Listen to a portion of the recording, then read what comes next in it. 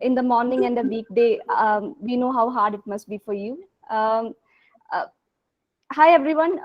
Shankar was part of the founding class at Inventure Academy, and he holds a bachelor's in electrical engineering from Shiv Nadar University and master's in management from Duke University. He has 5 years of experience in finance and analytics, and recently he transitioned into product operations. He's a product technology manager at Google in San Francisco. And here it is, Shankar, take this opportunity, ask questions. He started with electrical engineering and now he works as a product technology manager. So explore how his journey was and use this opportunity. Thank you, Shankar. Please take it over. Sorry, it would be nice if everyone turned their cameras on, because so he doesn't have to talk to a bunch of squares here.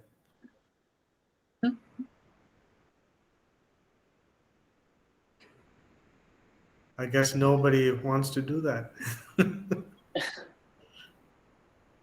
Preet ma'am. Preet ma'am wants to say hello.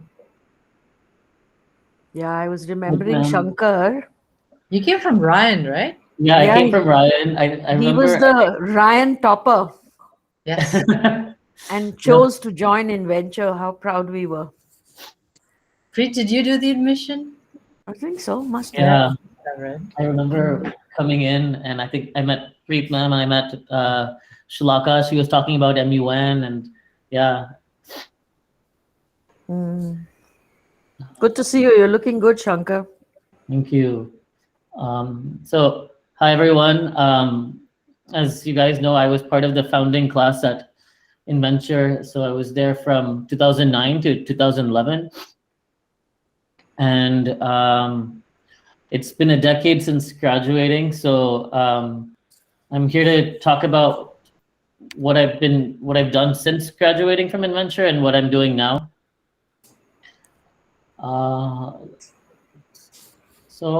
Graduated Inventure in 2011, post which I went to Shiv Nadar University near Delhi to pursue my bachelor's in electrical engineering. At the time, I think pretty much everyone in my family did electrical engineering, so I was always grown up around talking about it. Working with my dad, with soldering and stuff like that. So it was kind of interesting to me. So went on to do electrical engineering, but in the 4 years there, I kind of realized maybe that was not for me. Maybe a career in front of a computer, thinking about computer chips was not something that I was that passionate about. And so while I was studying at Shiv Nadar University, I was preparing for my GMAT. I was thinking about going to business school. So right after graduating, a month later, I joined Duke University's Master's in Management program, an early career business school program, which kind of gave me insight into a lot of different things which I wasn't aware of earlier. So it was a general management program. You studied courses in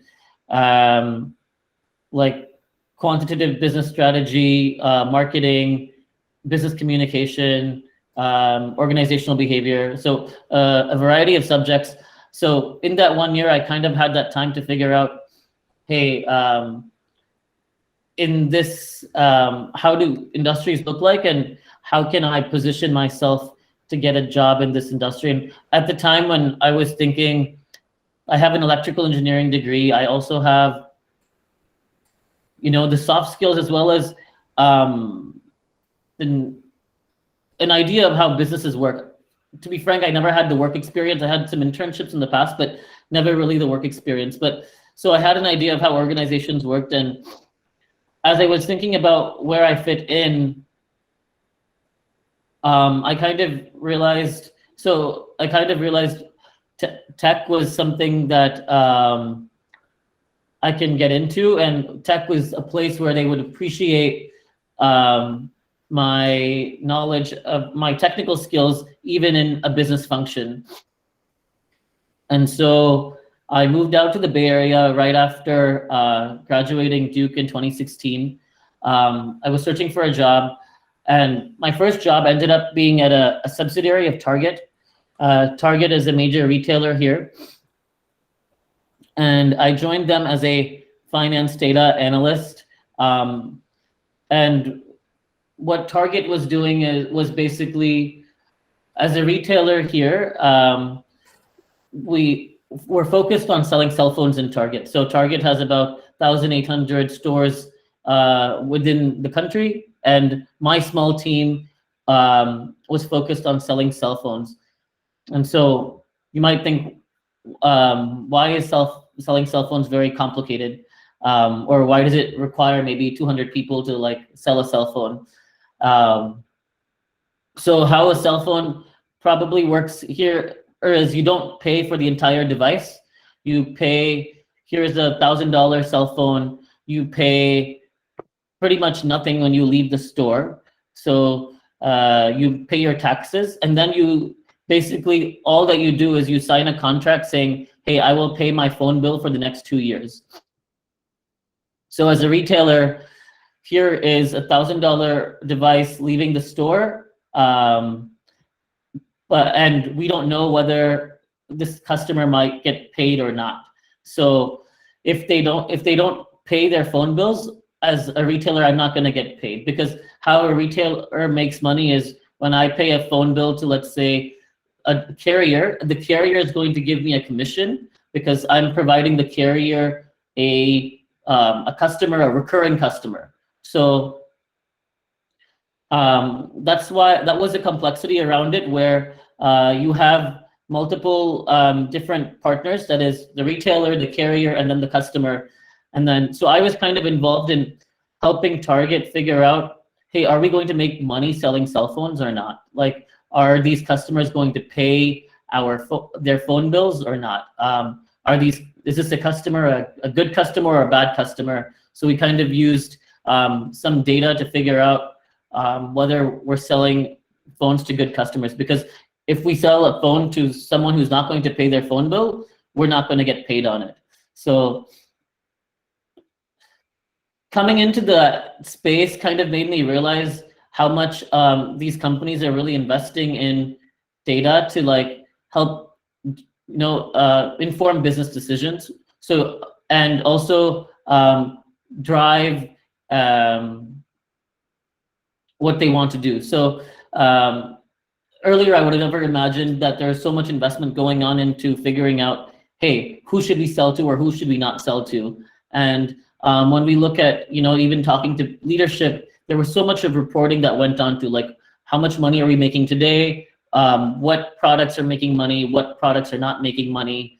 And what are our margins like? And we used to track that on a daily basis. So a lot of this was informed through data. And so that's where I think really found my spot in terms of, hey, I can really help inform decision-making through data. Because if there's no data to back decisions up, at most you're making an educated guess.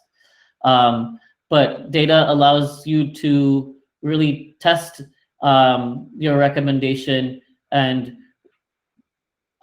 give it some backing and give it, so when you go to approach leadership, they have more trust in you in terms of the recommendation that you're trying to bring about. And so I was in Target for about 3 years, looking into their mobile business, covering different things in terms of reporting, fraud, and so basically supporting their business from a data standpoint. And then later on in 2019, a recruiter hit me up on LinkedIn from Google. At the time, I wasn't really sure if this was real, because I didn't think they would hit me up on LinkedIn. And so that's how I joined Google. So they reached out. I had a series of interviews across different teams.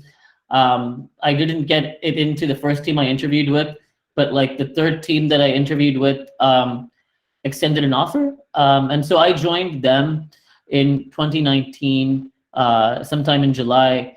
in their finance team. Again, leading them from a data perspective. So Google predominantly sells ads. So we have different platforms. You might use your desktop search, your mobile search, YouTube, and a lot of these properties have ads, and that's how we make money.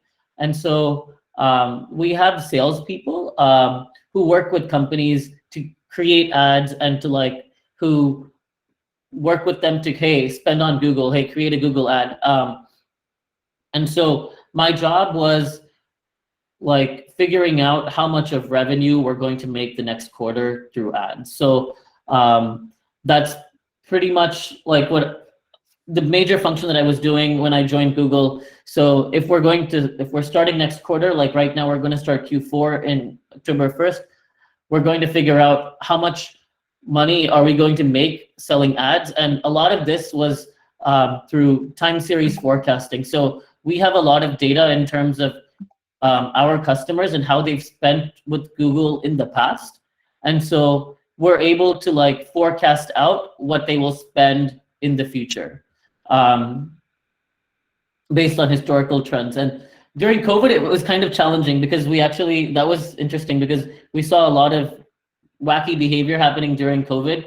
And so maybe in a different session, I can go on to how to forecast during COVID. But predominantly, my job when I started was how do we forecast revenue, and that led to how do we set targets for our salespeople. If there's a salesperson, what should be an appropriate target for them? So if salesperson ABC is working with 10 accounts, I can go see these 10 accounts have spent X, Y, and Z historically, and I expect these 10 accounts to spend so much in the future. So that was kind of my role till about July 2021. And in July 2021, at that time, I would have been in finance for about 5 years, 3 years at Target, 2 years at Google. I kind of wanted to try something else. And Google's very nice in terms of, internal mobility is encouraged, and it's actually very smooth. So I can go from one role to another and without a heavy interview process, because once you're within the organization, you just have to prove to the next team that you're capable in terms of your domain knowledge. Everything else, in terms of team fit, etc., is kind of already a given because you're already within the organization. So I moved internally a couple of months ago to a product operations role, very different from analytics. So data driven, but I'm not the one cleaning up data, or I'm not the one doing the modeling. So I'm the one looking at data and trying to figure out what is the story like. So in this product operations role, what I'm doing is so we have customers that use our ads product. So they create ads using AdWords.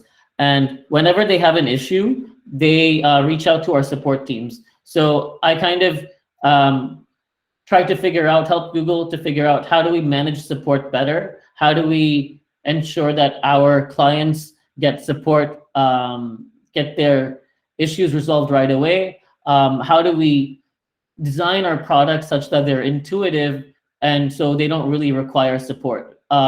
Because support is a cost to Google, and it's also the more issues our product has, the customer experience is really bad. So I'm mainly focused on how do we make sure our clients are better serviced in terms of an intuitive design and in terms of their issues being resolved quickly. So that's pretty much what I've been doing the last 10 years.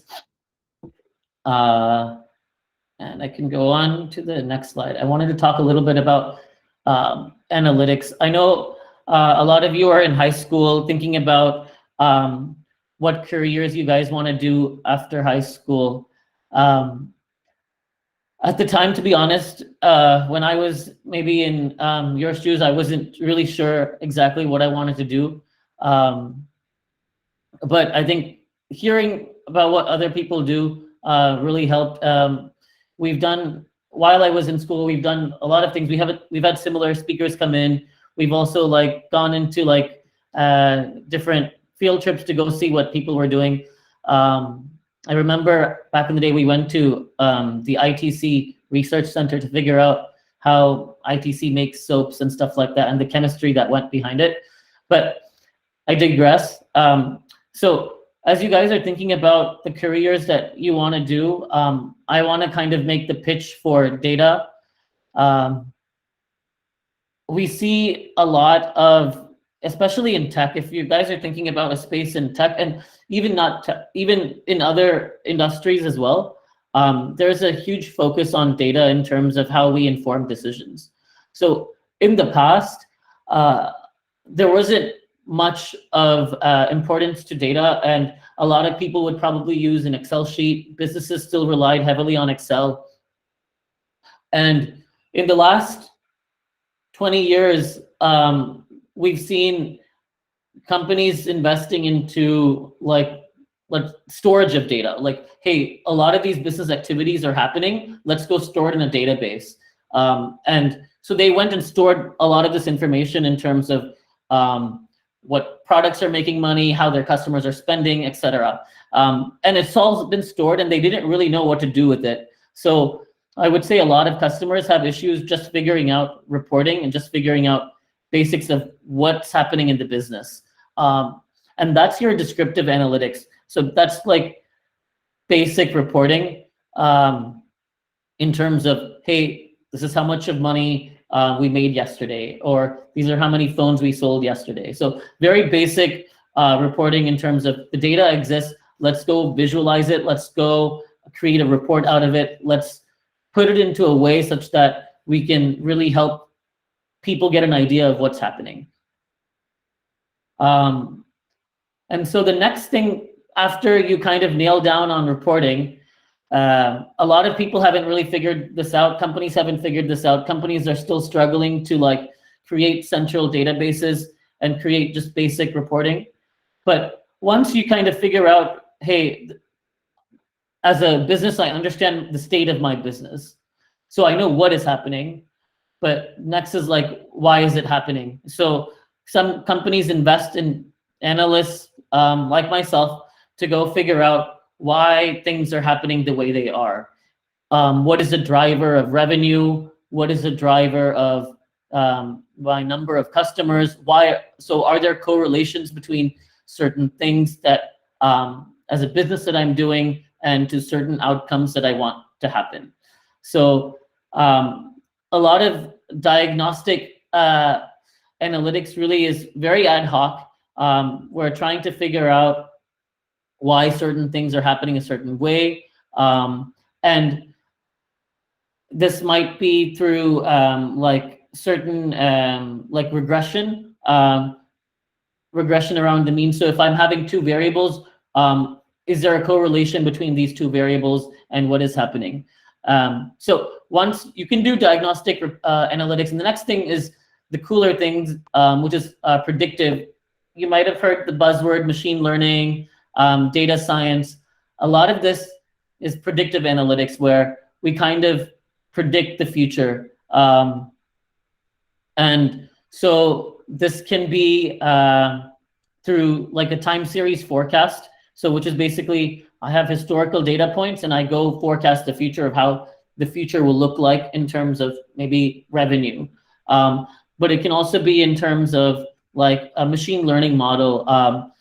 And machine learning model is nothing but a lot of people using math to figure out, is there a high probability of something happening based on historical data?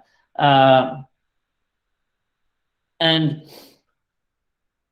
so that's something that I was kind of doing in Target, where I was trying to figure out whether when a customer walked into a store and bought a phone, is this person capable of paying their phone bill or not? So a lot of things go into figuring out whether this person is capable of paying their phone bill or not.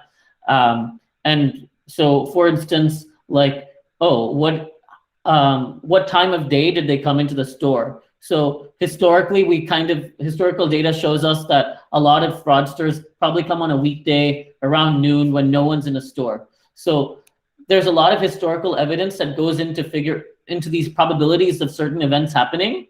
And so we're able to predict how what the probability of a customer is in terms of him being a bad customer. So that goes into like fraud analytics. But and then so once you figure out, you can predict the future, or you can make a probabilistic estimate in terms of what a future event will look like. You can do prescriptive analytics where, hey, like I know these outcomes are driven by certain actions. How can I do certain things such that I manipulate or I make the future happen in the way that works for me? If, for instance, what do I need to do if, let's say, I want to reduce fraud? Or what do I need to do if I want my revenue to increase by 20%? So if I knew the drivers of revenue, or if I knew the drivers of fraud, I can really go on to giving recommendations to the business saying, hey, if you want to achieve this, data shows that if you do this, this, and this, it'll help you achieve your goal. So what I covered here is basically like the analytics landscape. And a lot of people actually just start off with descriptive, like I started off with descriptive as well. So here I am making the pitch for data in terms of, as you think about your careers a couple of years from now, a lot of companies are investing into making better decisions, not just in tech, but like retail, in other settings as well. And because these better decisions drive bottom line, drive profit, people are really spending the money in investing into data and investing into a team of analysts into making better decisions. And another cool thing about analytics is it's not very siloed. So it's as much technical as you want it to be. It's as much business centric and stakeholder management as you want it to be. So you're not in front of a computer just coding all day, but you're talking to people, understanding the business, trying to figure out what's really happening as you talk to these people. So you have a bunch of interactions with a lot of people, and you really are in the center of decision making. And so I think the next slide. So I kind of spoke about the analytics landscape.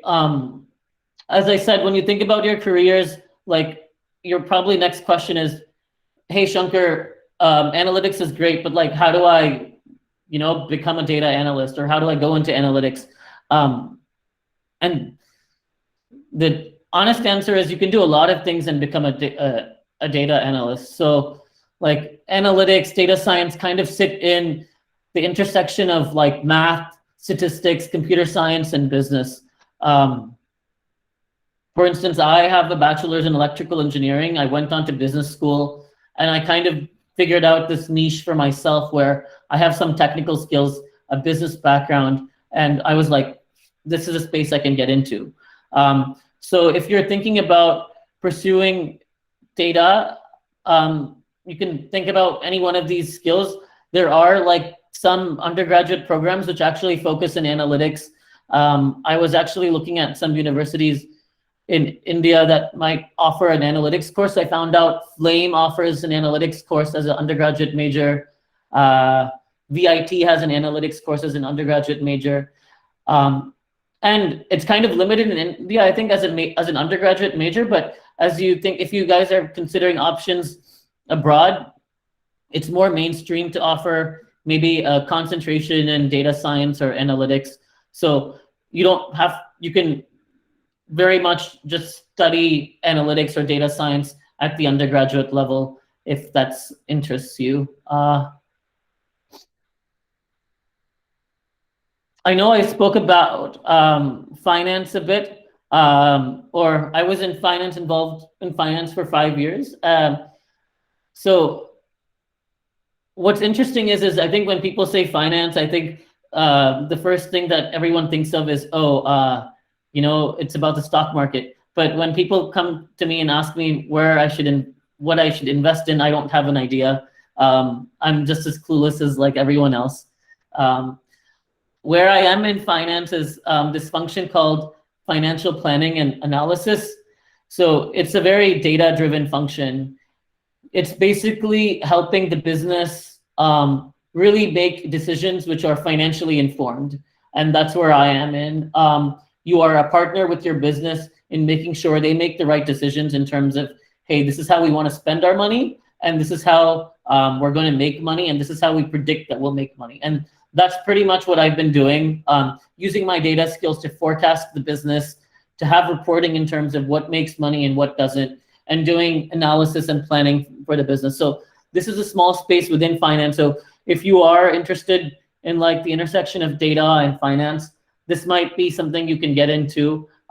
You don't really need a background in finance to enter this field, but if you are data driven, this is another thing you can consider. And the last thing, the last 3 months, I've transitioned to product operations. And I know I spoke a lot about data-driven decision-making. The other thing is, I think, communication.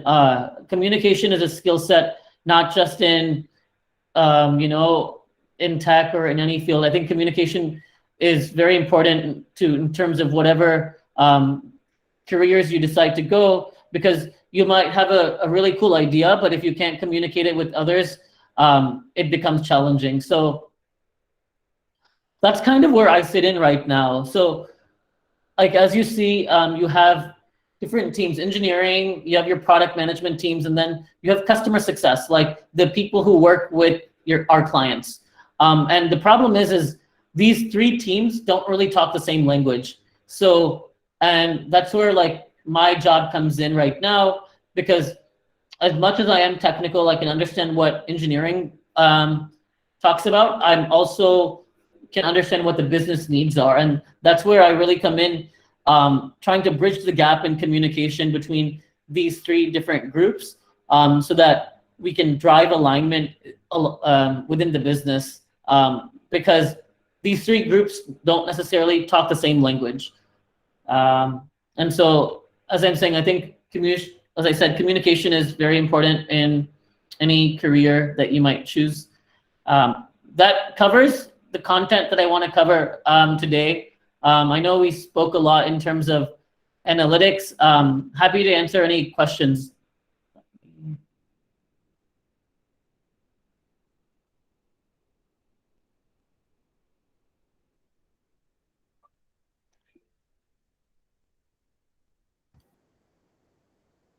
Yeah, Shankar, I'd like to ask you a question.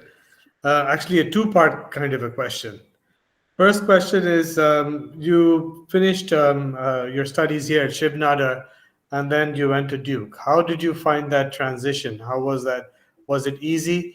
Because a lot of our students wonder whether they should do their undergraduate in India and then go overseas, or whether they should go overseas straight away for their undergraduate courses. That's one part of it. And the second part of it is, I assume you have a green card now, right? I'm on the process of getting one. Yeah. So if you could just talk about that, I don't know, it might be more difficult nowadays than what it was when you started work. Yeah.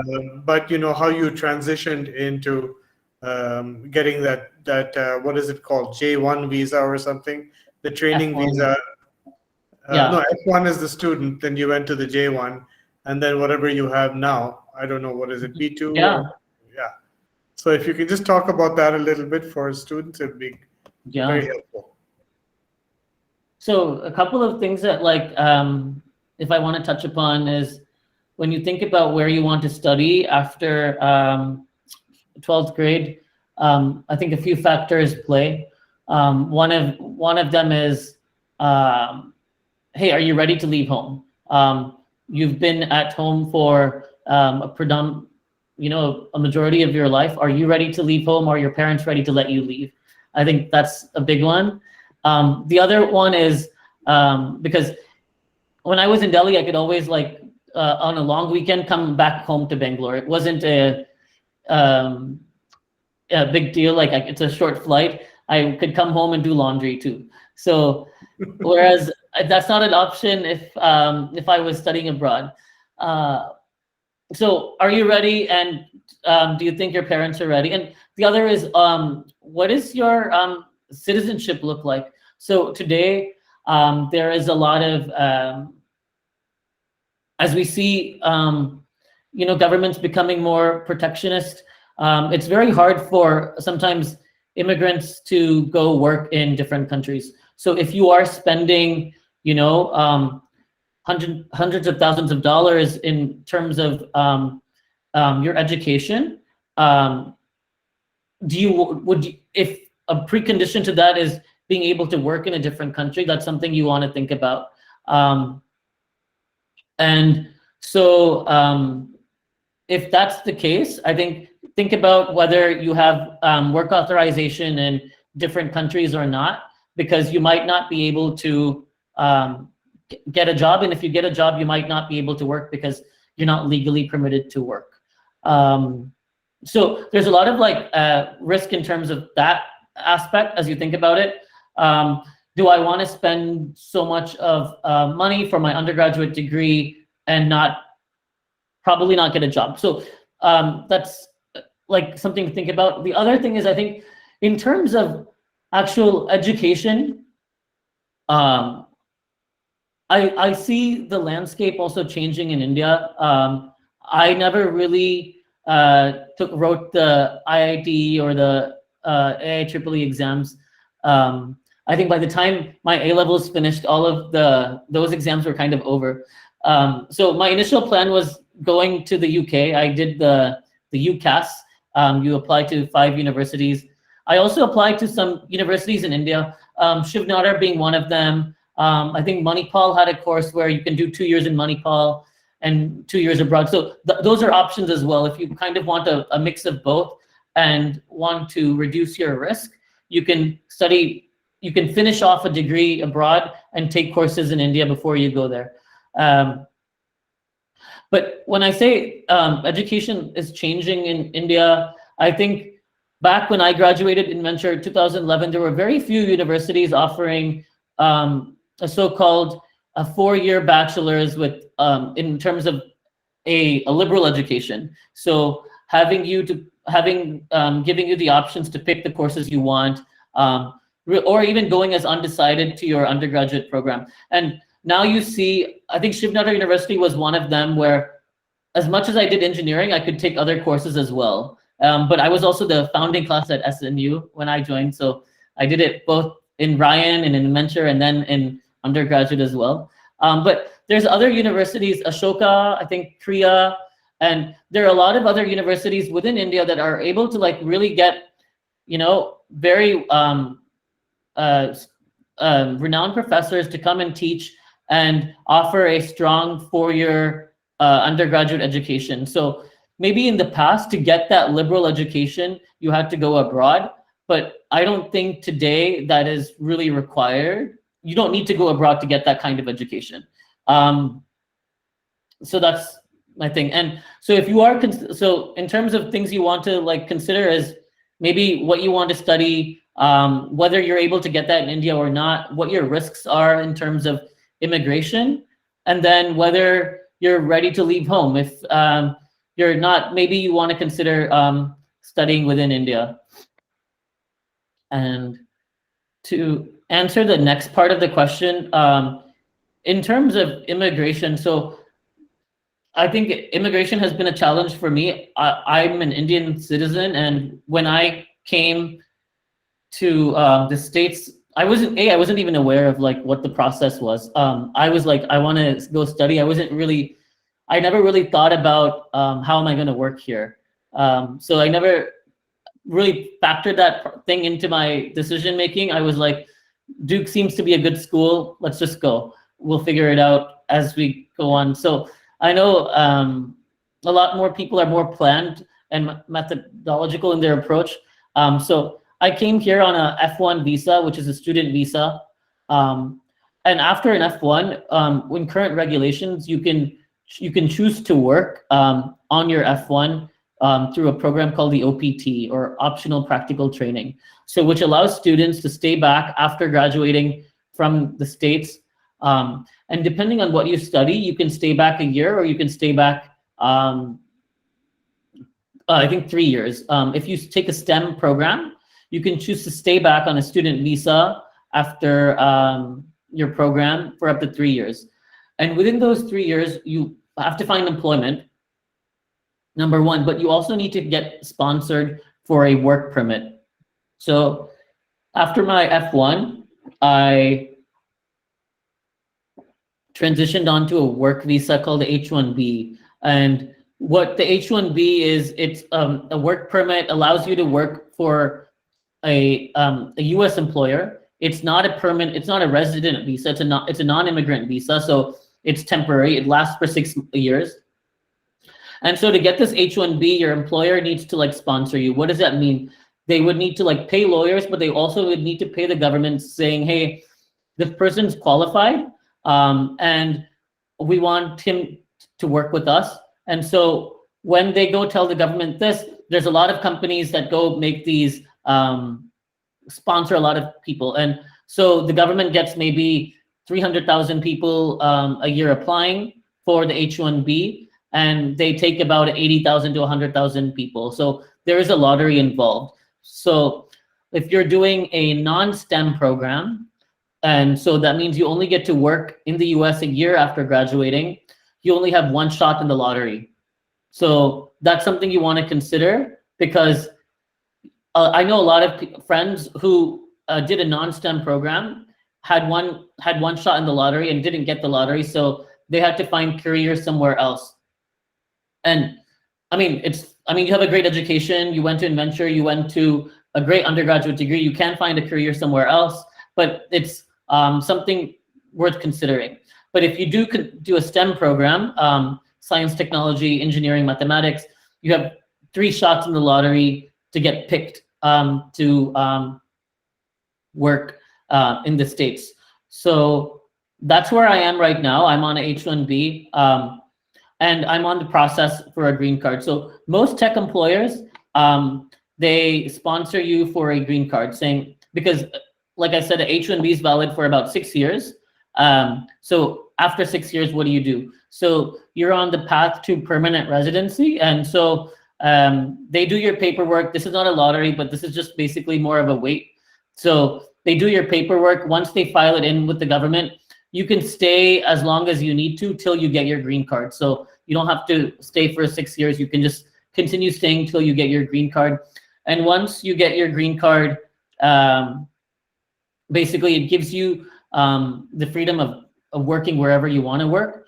In the other scenario, you can only work for one employer at a time, and you can also work for the only employer that sponsors you, that like puts a petition for you. If you have a green card, I can choose to work for a small startup that doesn't have funding, and I can take more risk. Whereas now, if you are an H-1B, you probably want an employer that has more, finance, but money saved up, so they can sponsor you. They can pay for lawyers when like administrations become difficult, like the previous one.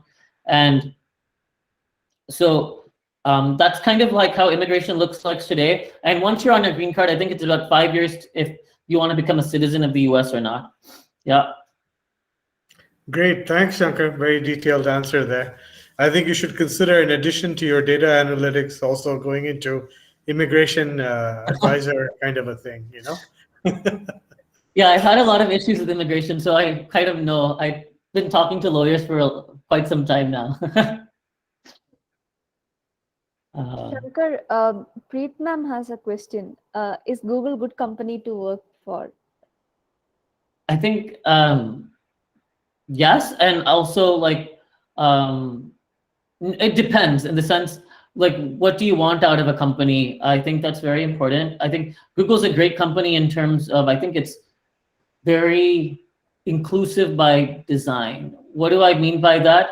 I think unlike in other organizations where like you need to have a great manager to like feel included, or you need to have a great manager who has good values to feel like you belong. As an organization, they've really figured out, how do I institutionally create myself such that I make an environment where everyone feels like they're welcome, where everyone feels they can be their full selves. In maybe other organization, it really depends on who your manager is. But here there's certain systemic things within the organization that allow employees to like feel like they can bring their full selves to work. And I think in terms of pay and perks, they are top of the industry. But I think the biggest perk is actually, as an organization, I feel like they really make sure everyone feels welcome, and they really take care of people in tough times. Yeah. Nice. Any other question? Guys, any other questions for Shankar?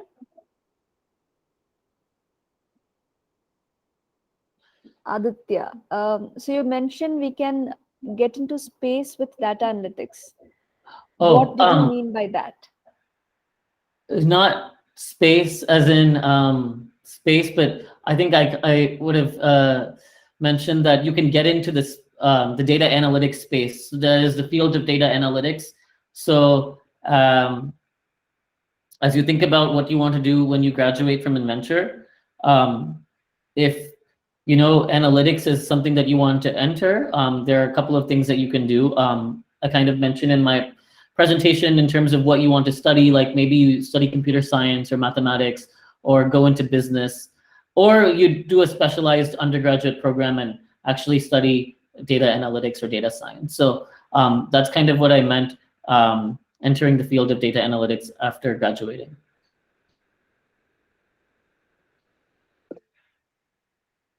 Arnav, please go ahead. I just have one question. In 11th and 12th, which board did you take and what were your subject choices? Yeah, so I took A-levels, and I did AS level English, AS level computing, A-level math, A-level physics, and A-level chemistry. Thanks. Yeah.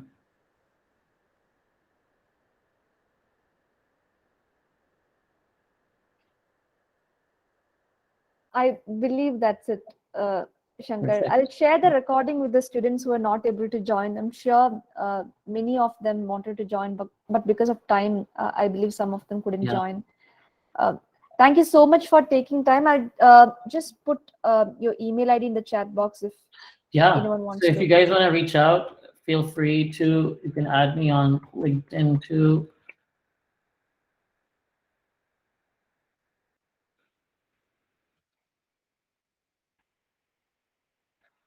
firstname.lastname@gmail.com. Yeah. Thank you, everyone. Thanks for having me. Good luck with everything. It's Thanks always so much, great to Shankar. connect with Inventure. Yeah. Thank you. We really appreciate it. Thank you so much, Shankar, for taking time on a weekday, and it's a pleasure meeting you here. Likewise. Bye. Thanks, everyone. Take care. Thank you. Bye.